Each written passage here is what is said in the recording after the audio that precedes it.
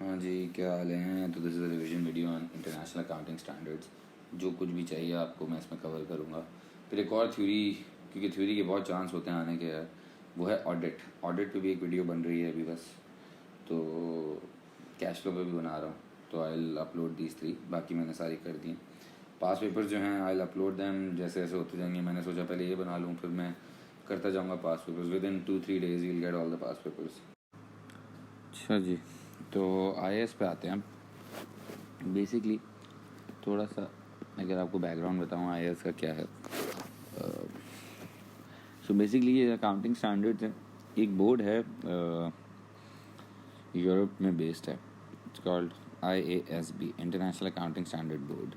ये बोर्ड जो है ये स्टैंडर्ड्स इशू करता है which are like the rules and regulations on how to make your accounts.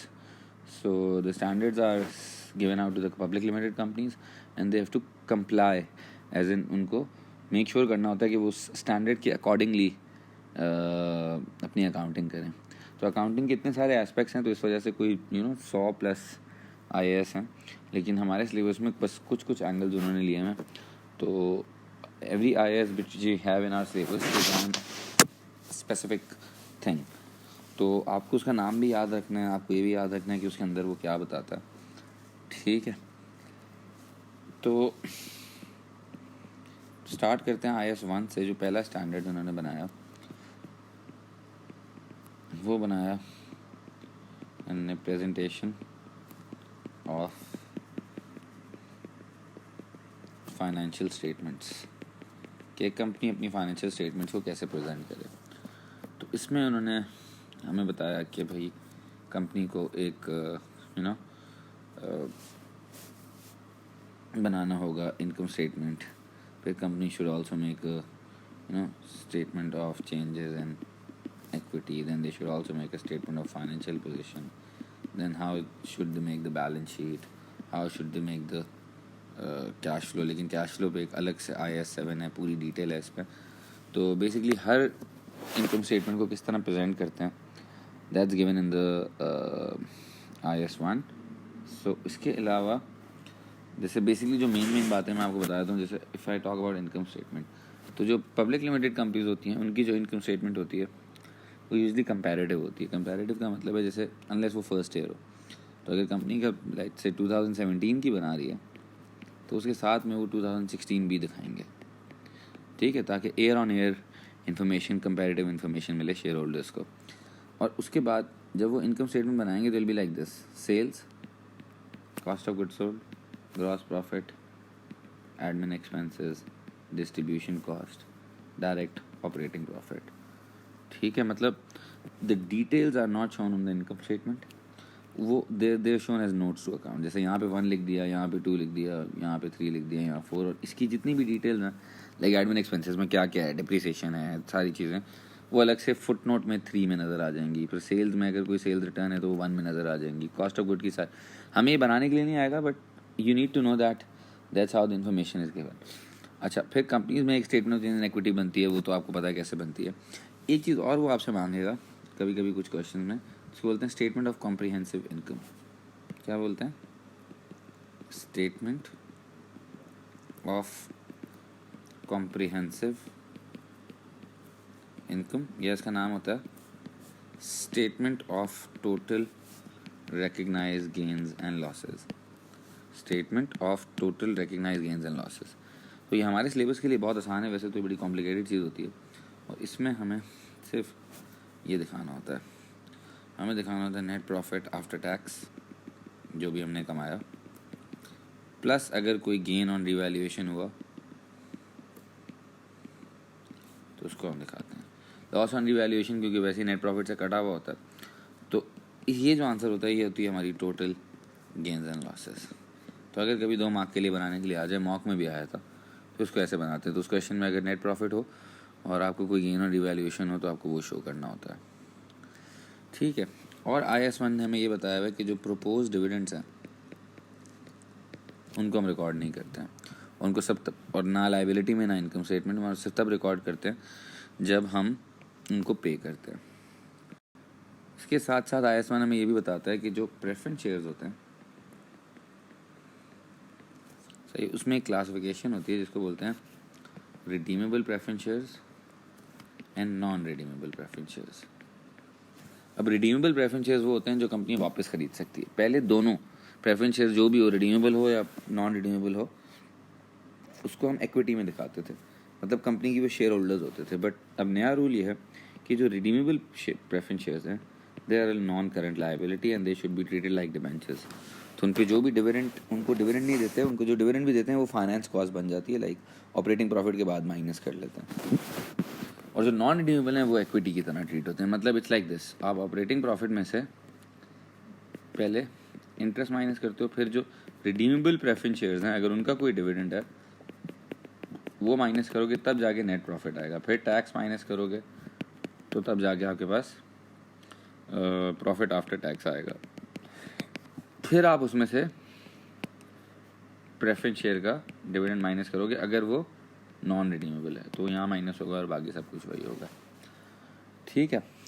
फिर कुछ कॉन्सेप्ट्स हैं जो IS1 बताता है हमें। IS1 is the biggest IS1 हमें ये भी बताता है कि यार going concern, consistency, accrual, prudence, सही है, ऑफसेटिंग और कंपैरेटिव इन्फॉर्मेशन, ये कुछ कॉन्सेप्ट्स हैं जो हमें फॉलो करना ज़रूरी है। ठीक है। तो ये आप सीक्रेट सॉस से भी पढ़ सकते हैं। तो मेन IS1 के अंदर यही चीज़ें हैं जो हमें बता रहा है, because it's more about presentation. ठीक है। बैलेंस शीट का भी जो इसकी, सॉरी मैंने अगर फॉर्मेट नहीं बताया, तो वही फॉर्मेट है। अब जैसे आप नॉन करंट एसेट लिखते हो, तो when you right non current asset, you don't write machinery, ये वो, डायरेक्ट नॉन करंट एसेट। और नोट्स में you can show a schedule of non-current asset, or then current assets में भी you can show them separately. ठीक है। Publish balance sheet आएगी नहीं, but this is what you need to know. ठीक है। so that's all for I think IS1. okay, so let's move to IS2. IS2 is on inventories and long term contracts, but हमारे syllabus में सिर्फ inventories हैं। Okay. अब inventories IS2 में जो आपको पता होना चाहिए वो ये कि एक तो जो लोअर ऑफ कॉस्ट और NRV का रूल है कि अगर कोई भी चीज़ हो और अगर आपको पता हो यार इसकी कॉस्ट लेट्स से $1,000 है और सेलिंग प्राइस $1,100 है, only if you repair it for $150, तो अब अगर आपको इसकी NRV निकाली, अगर इसकी वैल्यूएशन करनी हो कि हम कॉस्ट पे वैल्यू करेंगे या NRV पे करेंगे, तो कॉस्ट को हम ऐसे ही छोड़ देते हैं, NRV हम यहाँ से निकालते हैं। तो जो हमारी NRV है वो होगी 950, because that's 1100 minus 150। So because 950 is lower than 1000, तो we'll value our stock at 950। इस तरह 2-3 पीसेज में तो सबको अलग अलग करके ऐड करते हैं। फिर IS2 में ये भी बताया हुआ है कि वैल्यू कैसे करना है फिनिश गुड्स को और वर्क इन प्रोग्रेस को, और उसमें ये रूल होता है कि हम उसमें एब्जॉर्प्शन कॉस्टिंग प्रिंसिपल अप्लाई करेंगे। मतलब हम उसमें direct material, direct labour, VPOH, FPOH, direct expenses सब इंक्लूड करते हैं अपनी इन्वेंट्री में। और जो चीज़ें हम एक्सक्लूड करते हैं इन्वेंट्री वैल्यूएशन से हमेशा, वो होती है storage cost, selling expenses, administrative cost. जो कॉस्ट रिपीट हो जाएगी जब हम नेक्स्ट पीरियड में आएंगे तो हम उसको अपनी इन्वेंट्री में वैल्यू नहीं करते हैं। ठीक है। फिर आपने ये भी याद रखना है कि जो लीफो है वो एक्सेप्टेबल नहीं है। सही। Okay. Then there is IS7 which is on statement of cash flows. तो इस पर तो पूरी एक चैप्टर है, पूरी एक वीडियो है, you can watch that. And इसमें हमें यही बताना होता है कि भाई ऑपरेटिंग, इन्वेस्टिंग एंड फाइनेंसिंग में अपने कैश फ्लोज को डिवाइड करते हैं। इसमें एक रूल बड़ा इंपॉर्टेंट होता है कि यार देखो, कैश की जो डेफिनेशन है ना, इस स्टैंडर्ड के हिसाब से देखो, कैश एंड कैश इक्विवेलेंट्स की। अब कैश एंड कैश इक्विवेलेंट्स क्या होते हैं? कैश इक्विवेलेंट सारे वो बैंक अकाउंट और कैश में जो पैसा होता है ना, वो तो कैश एंड कैश इक्विवेलेंट होता है। लेकिन अगर आपके डिपॉजिट अकाउंट में पैसे पड़े हैं तो वो भी कैश इक्विवेलेंट बन सकता है, प्रोवाइडेड उसकी मैच्योरिटी पीरियड 3 मंथ हो। मैच्योरिटी पीरियड का मतलब 3 महीने के अंदर अंदर हम उस पैसे को विड्रॉ कर सकें, तो हम उसको एज कैश गिनेंगे। सही है, एज करंट एसेट नहीं गिनेंगे। देखो, अगर डिपॉजिट अकाउंट आपका 7 मंथ्स का है तो ये करंट एसेट तो है, लेकिन ये कैश नहीं है। ठीक है। 12 मंथ्स वाला जो है वो तो करंट एसेट भी नहीं है, वो नॉन करंट एसेट है। सो कैश के अंदर आपके पास cash in hand, amount in normal bank account and also amount in the deposit account which is matured within 3 months. ठीक है। Then next we have is IS 8. IS 8 is on changes in policy, estimate and errors. अगर कभी भी company को अपनी accounting policy को change करना हो तो कंपनी को क्या करना होगा, और अगर अकाउंटिंग एस्टिमेट को चेंज करना हो तो क्या करना होगा। तो पहले फ़र्क समझते हैं अकाउंटिंग पॉलिसी में और अकाउंटिंग एस्टिमेट में। अकाउंटिंग पॉलिसी बेसिकली होती है वो प्रिंसिपल्स होते हैं जो कंपनी अपनी फाइनेंशियल स्टेटमेंट्स बनाते वक्त फॉलो करती है, सही है। और जब वो कंपनी अपनी पॉलिसी को अडॉप्ट कर लेती है तो उसको कंसिस्टेंसी के लिए वही पॉलिसी फॉलो करनी चाहिए, ठीक है।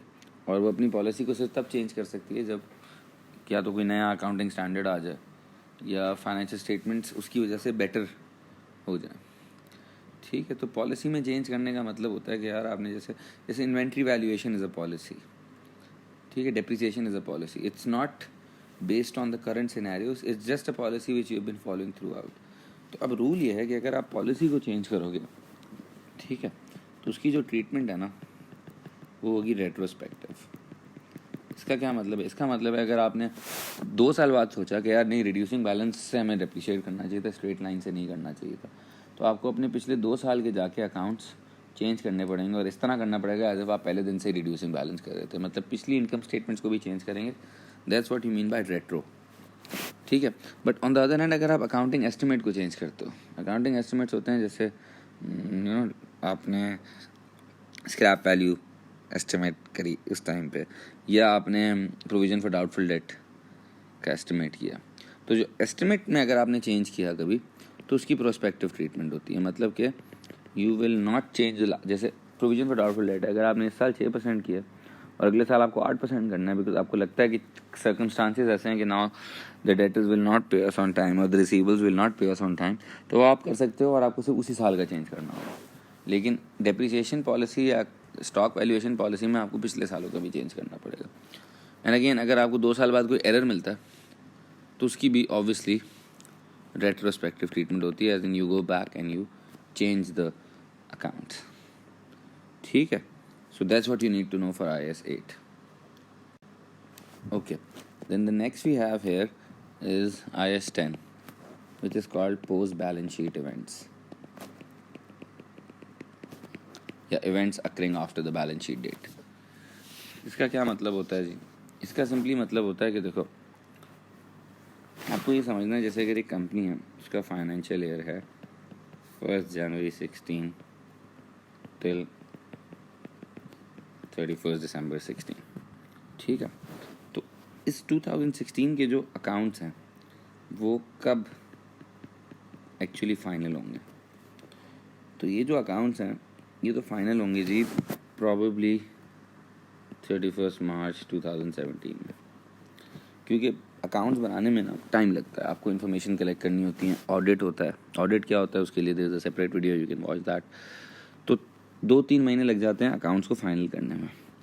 तो कुछ ऑब्वियसली बिजनेस तो नहीं बंद होता ना, तो जो ट्रांजैक्शंस 1 जनवरी 17 से लेके 31 मार्च 17 तक होंगी उन ट्रांजैक्शंस को हम बोलते हैं पोस्ट बैलेंस शीट इवेंट्स। मतलब वो बैलेंस शीट की डेट के बाद है लेकिन actual drafting of the balance sheet से पहले वो इवेंट्स हो रहे हैं। तो इसमें इन इवेंट्स में देयर आर 2 टाइप्स, ठीक है। तो इसमें होता है आपके पास adjusting events and non adjusting events, ठीक है। एक होते हैं एडजस्टिंग, एक होते हैं नॉन एडजस्टिंग। अब नॉर्मल अकल तो ये कहती है कि यार जो भी इवेंट इन डेट्स पे हो रहे हैं इनको 31 दिसंबर 2016 वाले अकाउंट्स में तो जाना ही नहीं चाहिए, क्योंकि ये इवेंट्स तो 2016 के बाद हो रहे हैं। लेकिन नहीं, इसमें कुछ इवेंट्स होंगे जो इवन दो इन डेट्स पे हो रहे होंगे लेकिन हम उनको फिर भी एडजस्ट करेंगे, तो उनको बोलते हैं एडजस्टिंग इवेंट्स। और नॉन एडजस्टिंग वो होते हैं जिनको हम एडजस्ट नहीं करेंगे, हम उनको इग्नोर कर देंगे और हम बोलेंगे यार ये अगले साल होंगे, ठीक है। तो पता कैसे चलता है कि इवेंट एडजस्टिंग है या नॉन एडजस्टिंग है? तो भाई देखें, इसमें रूल ये होता है कि अगर आपको लगता है कि यार 31 दिसंबर 2016 पे भी वो कंडीशन एग्जिस्ट करती होगी जो इवेंट जिसकी वजह से हुआ है, तो वो इवेंट को हम एडजस्टिंग बोलेंगे। जैसे एविडेंस अवेलेबल होना चाहिए कि यार ये चीज़ 31 दिसंबर 2016 पे भी हो सकती थी। जैसे कि यार एडजस्टिंग इवेंट्स की एग्जांपल होती हैं, जैसे एक बैड डेट हो गया, आपका एक ट्रेड रिसीवेबल है जिसने आपको जनवरी में आके बताया कि यार मैं तो बैंकरप्ट हो गया हूँ और अब मैं आपको पैसे नहीं दे सकता। इसको आप एडजस्ट कर लोगे। एक तो आप प्रूडेंट हो गए, दूसरा ये कि आप अगर उससे 31 दिसंबर 2016 पे भी पैसे मांगते तो मोस्ट प्रॉब्ली वो आपको उस वक्त भी पैसे नहीं देता। इसी तरह अगर आपने कोई वैल्यू रीवैल्यूएशन करी किसी प्रॉपर्टी की और उसकी सिग्निफिकेंट वैल्यू बढ़ गई जनवरी में, अब अगर आप दिसंबर में भी रीवैल्यू करते तो मोस्ट प्रॉब्ली उसकी वैल्यू बढ़ गई होती, क्योंकि एक महीने में तो सिग्निफिकेंट इंक्रीज़ नहीं आ सकता। तो दैट्स, आप उसको बोलोगे इवन तो देखो, एक ये है कि हम जिद कर लें नहीं यार हमने तो रीवैल्यूएशन 2017 में किया, नहीं यार बैड डेट 2017 में हुआ। भाई आपने ये सोचना है कि what will make the accounts more reliable and more informative to the shareholders. So अब आपने अगर अभी तक फाइनेंशियल स्टेटमेंट्स नहीं बनाई हैं और आपको पता है यार बैड डेट हो गया है, तो आप क्यों उसको प्रोलॉन्ग करोगे, आप उसको रिकॉर्ड करोगे। इसी तरह अगर आपने कोई, let's say you're in negotiation and you want to buy an asset and दिसंबर में आपने डील डन कर दी, लेकिन उसकी जो एक्चुअल इनवॉइस है वो आपको जनवरी में मिली, तो आप बोलोगे यार हम दिसंबर में भी ये चीज़ ख़रीदना चाह रहे थे बट छुट्टियां हो गई या किस वजह से हम वो चीज़ नहीं ख़रीद सके। तो ये एडजस्टिंग इवेंट है, ठीक है। कोई आपको एरर मिल जाए, जनवरी में एरर मिल जाए कि यार कोई आपने नवंबर में चोरी करी थी किसी बंदे ने, तो अगेन एविडेंस अवेलेबल है कि यार इसको एडजस्ट करो। तो इफ़ एविडेंस इज़ अवेलेबल कि this would happen as at 2016, तो you adjust it. If there is no evidence available, सही है कि, तो फिर आप उसको एडजस्ट नहीं करते हो, आप उसको सिर्फ नोट्स में डिस्क्लोज करते हो। वो अभी आप ऑडिट वाली वीडियो देखोगे तो उसमें आपको समझ आ जाएगी नोट्स का क्या चक्कर है, ठीक है। तो उसको सिर्फ डिस्क्लोज किया जाता है, उसको अकाउंट्स में अक्रू नहीं किया जाता, मतलब हम अपने अकाउंट्स को एडजस्ट नहीं करते हैं, सही। और नॉन एडजस्टिंग में एग्जांपल्स हो सकती हैं लाइक प्रपोज डिविडेंड्स हो गए, ठीक है। आपने कोई आपकी कोई मेजर शेयर ट्रांजैक्शन है या कोई परचेज ऑफ एसेट है जो आपने बाद में ख़रीदा है और उसके लास्ट ईयर से अगर कोई ताल्लुक़ नहीं था, ठीक है। या कोई नेचुरल डिज़ास्टर हो जाता है जिसकी वजह से यू कांट प्रिडिक्टेड, कोई फ्लड आ जाता है, कोई फायर हो जाती है, ये बहुत आता है। तो फायर और फ्लड जो होता है, क्योंकि कोई उसका एविडेंस नहीं है कि वो पिछले साल भी हो सकता था, तो वो आपका नॉन एडजस्टिंग बन जाता है, ठीक है। Okay, the next IAS I want to talk about is IAS 16, which is called non-current assets या property, plant and equipment. That's what they call it. ठीक है, तो property, plant and equipment is the new name for non-current asset. तो इसमें basically standard में ये बताया गया कि यार एसेट को ओरिजिनल कॉस्ट पे आप रिकॉर्ड करो और ओरिजिनल कॉस्ट में सारी उस कॉस्ट को इंक्लूड करो जो एसेट को चलाने से पहले इनकर होती है, which is making the asset usable, ठीक है। सो आप अगर कोई कैपिटल एक्सपेंडिचर करते हो तो उसमें क्या क्या अकाउंट होना चाहिए वो ये बताते हैं, जैसे इंस्टॉलेशन और सब कुछ कैपिटल एक्सपेंडिचर में होना चाहिए, ठीक है। फिर ये बताता है कि यार एसेट को आपने ओरिजिनल कॉस्ट पे दिखाना है, उसमें से एक्यूमुलेटेड डेप्रिसिएशन अलग करनी है, ठीक है। या आप हर साल अगर रीवैल्यूएशन कर रहे हो तो फिर रेगुलर बेसिस पर रीवैल्यूएशन करो। ये भी बताता है कि अगर हम एक एसेट की रीवैल्यूएशन करते हैं तो हमें उस क्लास में सारे एसेट्स रीवैल्यू करने पड़ेंगे और जो भी लॉस ऑन रीवैल्यूएशन होता है उसको हम P&L में डालते हैं, अनलेस उसी एसेट पे हमें कभी गेन हुआ तो हम उस गेन से सेट ऑफ कर सकते हैं। और अगर एसेट हम बेच देते हैं तो जो रीवैल्यूएशन रिजर्व है उसको हम रिटर्न अर्निंग्स में क्रेडिट कर सकते हैं। और स्टैंडर्ड हमें ये भी बोलता है कि हम जो है वो अगर इम्पेयरमेंट मॉडल फॉलो करेंगे वो आपको आगे जाके पता चल जाएगा, तो आपको फिर रेगुलर टेस्टिंग करनी होगी इम्पेयरमेंट की। और ये हमें एक बताता है कि यार जो schedule of non current asset है वो हमें दिखाना होता है अपनी बैलेंस शीट जो हम बनाते हैं ना, तो जब बैलेंस शीट बनाते हैं तो उसमें हम नॉन करंट एसेट्स ऐसे लिख के ना नोट 1 लिख देते हैं और फिर नोट 1 अलग से हमें बनाना होता है। वो अगर क्वेश्चन में बोलेगा तो हमें बनाना होगा, विच इज़ लाइक वो नहीं होता कॉस्ट एट स्टार्ट, फिर उसमें एडिशंस ऐड करते हैं, डिस्पोजल्स माइनस करते हैं और एट एंड आ जाता है। ये मैं अगर आप मेरी कोई ये नवंबर 16 या जून 16 वाली वीडियोस देखोगे तो उसमें भी मैंने सिखाया है वैल्यूज़ के साथ, ठीक है।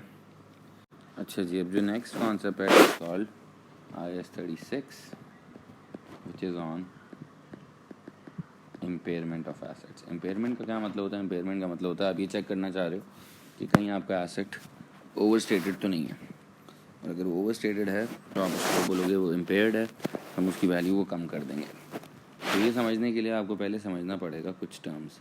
तो एक चीज़ होती है भाई कैरिंग अमाउंट, इसका मतलब होता है नेट बुक वैल्यू के मतलब हमने आज की डेट पे हमने अपनी बैलेंस शीट पे इसको कितना लिखा है। इस कैरिंग अमाउंट को हम हमेशा कंपेयर करते हैं दो चीज़ों से। हम पहले तो देखते हैं कि यार if we sell the asset तो हमें उससे क्या मिलेगा। अगर हम आज बेच दें तो उसको बोलते हैं FV which is the fair value, which is market value minus अगर कोई सेलिंग एक्सपेंसेस हो तो उससे हमें पता चल जाएगा इफ़ वी सेल तो हमें उससे इतना मिल जाएगा। फिर एक हम केस चलाते हैं कि इफ़ वी डोंट सेल तो हमें उसकी VIU मिलेगी which is called value in use. मतलब जो भी हमें उससे फ्यूचर में हमें इसको यूज़ करके कमा सकते हैं हम उन सबको डिस्काउंट करके उसका एक NPV निकाल लेंगे, तो उससे भी एक वैल्यू मिल जाएगी। तो ये दो सिचुएशन हम चलाएंगे कि यार अगर एक एसेट है लेट्स से हमारी बैलेंस शीट पे वो 32,000 का है, ठीक है, ये है एट 1 जनवरी 17, तो हम अपनी बैलेंस शीट पे भी उसको 32,000 पे कैरी कर रहे हैं। या वो यूँ भी कर सकता है कि आपको बोले कि ये हमने 1 जनवरी 15 को ख़रीदा था, कॉस्ट इसकी 40,000 थी, और वो बोले हम 20% स्ट्रेट लाइन मेथड फॉलो करते हैं, तो उसका मतलब है 2 साल बाद ये अब 32,000 का हमारी बैलेंस शीट पे बच गया होगा। सही, इससे पहले हमने कभी टेस्टिंग नहीं करी। अब हम इसको टेस्ट कर रहे हैं कि यार क्या वाकई, देखो एसेट का मतलब होता है बेनिफिट, तो हम ये देखना चाह रहे हैं कि यार वाकई इस एसेट में $32,000 का बेनिफिट बच गया या नहीं बच गया। तो उसके लिए हम दो सिनेरियोस चलाएंगे। एक हम देखेंगे यार चलो जाके देखते हैं मार्केट में बेच के देखते हैं क्या हमें इससे कितने पैसे मिलते हैं। लेट्स से मार्केट में गए, हमें पता चला यार ये 30 का बिकेगा और इस पर भी 1,000 रुपये की ना कॉस्ट भी आएगी which is the selling expenses. तो लेट्स से अभी हमें इससे कितने पैसे मिल सकते हैं? हमें इससे पैसे मिल सकते हैं $29,000 अगर हम उसको बेच दें। फिर हमने सोचा कि यार चलो हम उसको नहीं बेचते, हम उसको अगर यूज़ करते हैं तो हम उससे क्या कमा सकते हैं, और उसके सारे फ्यूचर में जो कैश फ्लोज आने थे हमने उनको डिस्काउंट कर दिया। तो लेट्स से उससे हमारे पास आंसर आया $27,000। अब हम देखेंगे कि यार ये हमारा एसेट इम्पेयर्ड है या नहीं। तो ये बिल्कुल इम्पेयर्ड है क्योंकि दोनों सिनेरियोज में हमने देख लिया, बेच के भी और ना बेच के भी। तो इसका जो रिकवरेबल और जो FV और VIU का हायर होता है उसको बोलते हैं रिकवरेबल अमाउंट RA। वो इन दोनों का जो भी हायर होता है हम वो ले लेते हैं। जैसे भाई बेस्ट केस में हमें से मैक्सिमम हमें इससे मिल सकते हैं $29,000। तो अगर एक चीज़ से मैक्सिमम आपको $29,000 मिल सकते हैं और आप अगर अपनी बैलेंस शीट में उसको 32,000 पे कैरी करोगे, दैट मीन्स आप उसको ओवर स्टेट किया हुआ है आपने बाय 3,000, तो ये 3,000 का आपका इम्पेयरमेंट लॉस हो जाएगा। इसको हम इनकम स्टेटमेंट में माइनस कर देंगे एज एन एक्सपेंस, और हम अपनी बैलेंस शीट में अब एसेट को बना देंगे 29,000, ठीक है। तो जैसे file one more example, let say भाई एक आपके पास एसेट नंबर 1 है, एक एसेट नंबर 2 है, एक एसेट नंबर 3 है, तीनों की आपको कैरिंग अमाउंट दी हुई है। लेट से इसकी कैरिंग अमाउंट है 40,000, इसकी कैरिंग अमाउंट है 60,000 और इसकी कैरिंग अमाउंट है 70,000। फिर एग्जामिनर आपको दोनों की fair value minus cost to sell और वैल्यू इन यूज़ भी देगा। अब लेट से इसकी फेयर वैल्यू है 41,000, इसकी वैल्यू इन यूज़ है 38,000, इसकी फेयर वैल्यू है 47,000 लेकिन वैल्यू इन यूज़ लेट से 54,000, ठीक है। और इसकी जो फेयर वैल्यू है वो 60 है लेकिन वैल्यू इन यूज़ 72 है। अगर ये सिचुएशन है, वो बोले यार are all the assets impaired, is only one asset impaired, are two impaired, और टोटल इम्पेयरमेंट लॉस बताओ, और ये बताओ कि बैलेंस शीट में कितना जाएगा। तो देखो हमें ये देखना है कि अभी बैलेंस शीट में रिकॉर्ड हुआ है टोटल 170,000 अगर हम तीनों को प्लस कर दें। लेकिन अब जब हम इम्पेयरमेंट टेस्टिंग करने जाएंगे तो जो मैं वाइट से लिख रहा हूँ ये हमें खुद करना होगा पहले। तो हम पहले ढूंढेंगे रिकवरेबल अमाउंट, जो इन दोनों वैल्यूज़ को कंपेयर किया जाएगा और देखेंगे इसमें हायर क्या है। तो यार इसका रिकवरेबल अमाउंट है 41,000, इसका रिकवरेबल अमाउंट है 54,000 और इसका रिकवरेबल अमाउंट है 72,000। अब हम इन रिकवरेबल अमाउंट्स को कंपेयर करेंगे, इन रिकवरेबल अमाउंट्स को हम कंपेयर करेंगे इन कैरिंग अमाउंट्स के साथ, और इम्पेयरमेंट सिर्फ तब होगी when carrying amount is greater than recoverable amount, तो तब हम बोलेंगे यार ये इम्पेयरमेंट है, अदरवाइज इम्पेयरमेंट नहीं है। जैसे एसेट नंबर 1 में हमारा रिकवरेबल अमाउंट 41 है, कैरिंग अमाउंट 40 है, तो दिस इज़ नॉट इम्पेयर्ड, और हम इसको 40 पे ही छोड़ देंगे। जो दूसरा वाला एसेट है उसमें बेस्ट केस में आपको 54 मिल सकते हैं, आपने 60 पे दिखाया हुआ है, तो इस केस में हम इसको बोलेंगे इम्पेयर्ड है, हम इसको 54 बना देंगे, और जो हमारा लॉस है वो 6000 का होगा, क्योंकि 60 वाली चीज़ 54 की रह गई है। जो 70 वाली चीज़ है उससे भी 72 मिल सकते हैं, तो हम इसको 70 छोड़ देंगे, तो इस पर हमें लॉस नहीं होगा। तो अब हमारी जो टोटल वैल्यू है ना वो बन जाएगी 164,000, और लॉस हमारा 6000 का है, क्योंकि हम यहाँ से देख सकते हैं। उसको हम अपने इनकम स्टेटमेंट में एज एन एक्सपेंस शो कर देंगे, ठीक है। ओके, सेकंड लास्ट आपका जो IAS होता है, that's called IAS 37, that's on this complicated, this is on provisions and contingent liabilities and contingent assets. तो इसमें क्या करना होता है भाई, तो इसमें ये करना होता है, देखें पहले हम बात करते हैं, पहले कंटिंजेंट एसेट की बाद में बात करेंगे, पहले प्रोविजन और कंटिंजेंट लायबिलिटी की बात करते हैं, बल्कि पहले बात करते हैं लायबिलिटी की, फिर बात करते हैं प्रोविजंस और कंटिंजेंट लायबिलिटी। करंट लायबिलिटी नहीं है, कंटिंजेंट लायबिलिटी। तो देखो लायबिलिटी जो होती है ना, जो असली लायबिलिटी होती है उसकी एक पहचान होती है, उसमें आपको टाइमिंग और जो अमाउंट है ये दोनों नोन होते हैं, हमें पता होता है कितने पैसे देने और कब देने, ठीक है। सो वो तो लायबिलिटी होती है। जैसे loan, 5 year loan, you know भाई you have to pay 10 lakh का अगर आपने 5 ईयर लोन लिया तो you know that you have to pay 10 lakh after 5 years, that's a proper liability. अब कभी कभी ना कुछ चीज़ें होती हैं जो कंडीशनल होती हैं, जो पता नहीं होता शायद लायबिलिटीज़ हो जाए, मतलब उनका टाइमिंग या अमाउंट या दोनों अननोन होता है। तो इन चीज़ों पे हमें ये देखना होगा कि ये चीज़ें या तो प्रोविज़न हो सकती हैं या कंटिंजेंट लायबिलिटीज़ हो सकती हैं। तो थोड़ी सी एग्जांपल्स करेंगे तो आपको समझ आएगा। जैसे बेटा देखो, जैसे लोन तो पक्की लायबिलिटी है ना, बट व्हाट अबाउट वारंटी। अगर एक कंपनी ने वारंटी दी हुई अपने कस्टमर्स को, अब उसको तो नहीं पता ना वो चीज़ें ख़राब होंगी। जैसे लेट से सोनी ने 5 ईयर वारंटी दी है, सोनी को तो नहीं पता कि 5 साल में कितने टीवी ख़राब होंगे और उसकी क्या चीज़ ख़राब होगी, और 2 साल बाद ख़राब होगा, 3 साल बाद ख़राब होगा या 1 साल बाद ख़राब होगा, तो ये तो सोनी को पता नहीं है। तो वारंटी के लिए क्या सोनी प्रोविज़न बना सकती है? क्या ये अपने शेयर होल्डर्स को बता सकती है कि यार हमें हमारे जो कस्टमर्स हैं हमें उनको वारंटी देनी होगी तो हमें ये लॉस हो सकता है? तो क्या वो रिकग्नाइज़ कर सकते हैं या नहीं कर सकते? अब इसमें देखो बड़ा चक्कर है। कुछ कंपनीज जिनको अपना प्रॉफिट ज़्यादा दिखाना होता है वो अवॉइड करती हैं ये प्रोविजंस बनाना, और जिन कंपनी को अपना प्रॉफिट कम दिखाना होता है वो ज़बरदस्ती के प्रोविजंस बनाती है ताकि उनका प्रॉफिट, देखो प्रोविज़न अगर हम बनाएंगे ना तो उससे हमारा प्रॉफिट कम होगा, क्योंकि हम प्रॉफिट से प्रोविज़न बनाएंगे। तो कुछ कंपनीज जिनको प्रॉफिट ज़्यादा कम करना होता है वो ज़बरदस्ती के प्रोविज़न बनाती है, जिनको प्रॉफिट नहीं कम करना होता है, जो वहाँ जहाँ पे प्रोविज़न बनाना भी होता है नहीं बनाती। तो इसलिए ये स्टैंडर्ड आया, ये स्टैंडर्ड मेन इसलिए आया कि ताकि ये बता सकें कि कब कंपनी प्रोविज़न बना सकती है और कब नहीं बना सकती, फॉर अ फ्यूचर लॉस और for a future outflow of cash जिसका टाइमिंग और अमाउंट अननोन है। तो इस पर इन्होंने स्टैंडर्ड बना दिया। तो देखो इसमें सिर्फ वारंटी नहीं होती, और भी चीज़ें होती है, जैसे कोर्ट केस हो जाए आप पे, अब पेंडिंग है वो, देखो अगर कोर्ट केस हो गया और आप हार गए तब तो पक्का वो लायबिलिटी बन गई, बट अगर कोर्ट केस पेंडिंग है तो अब हमें पता है हमें लॉस तो हो सकता है, तो अब कंपनी क्या करे, इस लॉस को दिखाए अभी से या ना दिखाए। मतलब अगर ना दिखाएगी तो वो बोलेगा यार ये loss is a contingent liability, हम इसको नहीं दिखाना चाहते। कंटेंजेंट लायबिलिटी को रिकॉर्ड नहीं किया जाता, उसको डिस्क्लोज़ किया जाता है सिर्फ नोट्स में, और प्रोविजंस को रिकॉर्ड किया जाता है, मतलब आप एक्चुअली इनकम स्टेटमेंट को डेबिट करते हो और लायबिलिटी को क्रेडिट करते हो टू मेक अ प्रोविज़न।